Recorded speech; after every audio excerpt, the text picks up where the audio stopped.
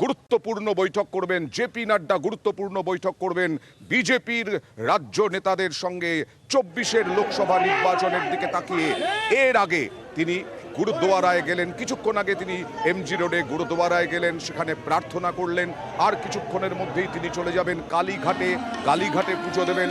তবে সব থেকে বড় কথা, আজকে কত টার্গেট বাঁধবেন আগামী লোকসভা নির্বাচনের দিকে তাকিয়ে রাজ্য নেতাদের কাছে।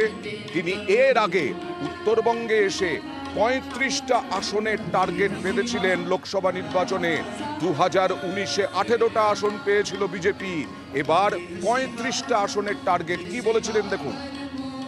24 में 35 सीट दीजिए, मैं बताता हूं 25 की जरूरत नहीं पड़ेगी। 25 के पहले ही ममता दीदी की सरकार कड़ड़भूस हो जाएगी। চলে যাব ভেঙ্কটেশ্বর লাহিড়ী আমাদের প্রতিনিধি, তার কাছে।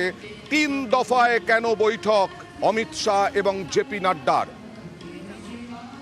এখন বছর ঘুরলেই লোকসভা নির্বাচন, সেই নির্বাচনকে পাপিচ্চক করে 3 দফায় বৈঠক করবেন আজকে অমিত শাহ।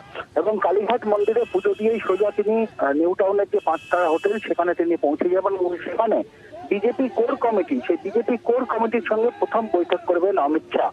এবং আমরা বিজেপি সূত্রে জানতে পেরেছি অমিত শাহ কলকাতা এসেই সেখানে তিনি স্পষ্ট করে দিয়েছেন যে সংগঠনকে মজবুত করতে হবে, শুধুমাত্র আন্দোলন বা সংগ্রাম বা বিভিন্ন ইস্যুতে পথে নামায় নয়। সংগঠন যদি মজবুত না হয় সেক্ষেত্রে কিন্তু ভালো ফল করা যাবে না। ফলে সেই জায়গায় থেকে কিভাবে ভালো ফল করা যাবে, কি কি সংগঠনকে শক্তিশালী করতে কি কি রণকৌশল নিতে হবে, সেই ব্যাপারেই মূলত আজকে অমিত শাহ একেবারে টার্গেট বেঁধে দেবেন রাজ্য নেতৃত্বকে। এবং সেই জায়গায় দাঁড়িয়ে বেলা 1টা থেকে কোর কমিটির যে বৈঠক সেই বৈঠক শুরু হবে। পরবর্তীকালে তোমাকে জানিয়ে রাখি যে সেটা হচ্ছে এ রাজ্যের দায়িত্বপ্রাপ্ত যারা কেন্দ্রীয় পর্যবেক্ষক রয়েছেন, তুমি জানো যে সুনীল বনসল রয়েছেন, মঙ্গল পান্ডে রয়েছেন, একাধিক কেন্দ্রীয় পর্যবেক্ষক রয়েছেন, তাদের সঙ্গে আলাদা আলাদা বৈঠক করবেন তিনি, এমনটাই জানা যাচ্ছে। ওকে, নিশ্চয়ই গুরুত্বপূর্ণ বৈঠক অবশ্যই, কিন্তু বিষয়টা হচ্ছে যে আজকে 2019 সালের পর ভেঙ্কটেশ্বর আমরা দেখেছি বাঁকুড়ায় কেন্দ্রীয় শিক্ষা প্রতিমন্ত্রী সুভাষ সরকারকে বিক্ষোভের মুখে পড়তে হয়েছে। জন বার্লার চা শ্রমিকদের নিয়ে কি করেছেন সেই প্রশ্ন উঠেছে। নিশীথ প্রামাণিকের ভূমিকা নিয়ে প্রশ্ন উঠেছে। অন্যদিকে শান্তনু ঠাকুর মতুয়াদের জন্য কি করতে পেরেছেন প্রশ্ন উঠেছে। সব মিলিয়ে এবারের লোকসভা নির্বাচনে কি নতুন মুখ দেখতে পাওয়া যাবে? মোটামুটি ভাবে কতজন নতুন মুখ হতে পারে?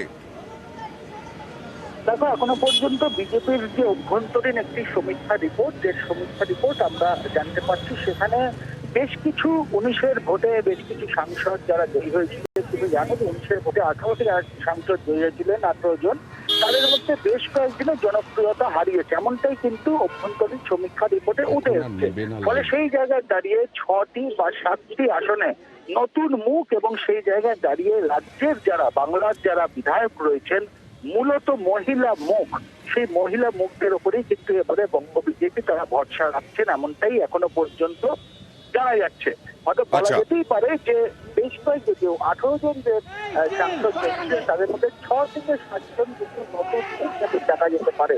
মূলত এর কারণ কি? এর কারণ হিসেবে যেটা উঠে আসছে যে অনেকেই, যে সমস্ত মানুষজন, যে সমস্ত প্রার্থীদের এবার বাদ দেওয়ার কথা ভাবা হচ্ছে, তারা কিন্তু এলাকায় জনপ্রিয়তা হারিয়েছেন। পাশাপাশি তুমি জানো যে বঙ্গ বিজেপির ঘরোয়া কোন্দল, গোষ্ঠী দ্বন্দ্ব যে সাম্প্রতিক সময় আমরা সেই বিষয়টা বারবারই উঠে এসছে দেখেছি, সেই জায়গায় দাঁড়িয়ে নতুন মুখ এনে কিন্তু তারা রণকৌশল হিসেবে নতুন কৌশল নিচ্ছে সেই জায়গায় দাঁড়িয়ে।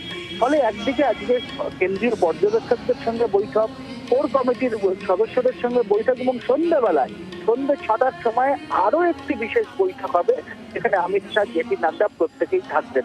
তুমি বুঝতেই পারছো আজকের যে বৈঠকটা অত্যন্ত রাজনৈতিকভাবে গুরুত্বপূর্ণ, কারণ অমিত শাহ প্রথমে আসার তার কথা ছিল, পরবর্তীকালে অমিত শাহ জেপি নাড্ডাকে ডেকে নেন। ফলে একেবারে বঙ্গ বিজেপির সঙ্গে সেটা বোঝাই যাচ্ছে খুব গুরুত্বপূর্ণ বৈঠক, কিন্তু এ রাজ্যের বিজেপির সত্যি কি সেই সাংগঠনিক মজবুতি আছে এটা নিয়ে প্রশ্ন উঠেছে। কিন্তু 2019 সালেও তো এরকমই সাংগঠনিক মজবুতি ছিল, কিন্তু দিলীপ ঘোষের নেতৃত্বে 18টা আসন পাওয়া গিয়েছিল। দিলীপ ঘোষ কি বলছেন একবার দেখা যাক। সর্বভারতীয় বিজেপি পশ্চিমবঙ্গে কত গুরুত্ব দিচ্ছে বোঝা যাচ্ছে। সবসময় টার্গেট বেশি দেন। অমিত শাহ গতবারে 22 দিয়েছিলেন, আমরা তো করে দেখিয়েছি 18টা সিট দিয়েছি। সেই জন্য আশা আছে যে বাংলার লোক বিমুখ করবে না, বাংলার কর্মীরা পারবেন, তাই বারবার আসছেন। মাঝখানে যে 2-3 বছর গেছে যে অত্যাচার হয়েছে আমাদের কর্মীদের উপর, তাদের মনোবল কমে গেছিল, সেই জন্য সেই মনোবল বাড়িয়ে আবার লড়াইতে ঝাঁপিয়ে পড়ার জন্য বারবার আসছেন এবং আগামী দিনেও আসবেন। তবে বিজেপি তো ছাড়তে রাজি নয়, যা বোঝা যাচ্ছে ভেঙ্কটেশ্বর। আরএসএস এর সঙ্গে কোনো রণকৌশল বৈঠক বা আরএসএস এর কোনো সাহায্য নেওয়া, কারণ তুমি বলেছিলে এ রাজ্যে, তুমি রিপোর্ট করেছিলে যে এ রাজ্যে আরএসএস এর প্রভাব অনেকটা বাড়ছে, এবং তার সঙ্গে সঙ্গে নতুন কোনো রণকৌশল। দেখুন, সংঘ পরিবার, সেই সংঘ পরিবারের সাম্প্রতিক সময়ে বিভিন্ন তাদের যে শাখা রয়েছে, সেই শাখা রাজ্যের বিভিন্ন প্রান্তে অনেকটাই বৃদ্ধি হয়েছে। ফলে একদিকে ঘরোয়া কোন্দল, বিজেপির যে বঙ্গ বিজেপির যে নরবরের সংগঠন, সেই সংগঠনের উপর কার্যত পুরোপুরি ভরসা না রেখে রাজ্য বিজেপি নেতৃত্বকে একেবারে সংঘ পরিবারের যারা সদস্য, তাদের সঙ্গে সমন্বয় রেখে চলার কথা বলা হচ্ছে।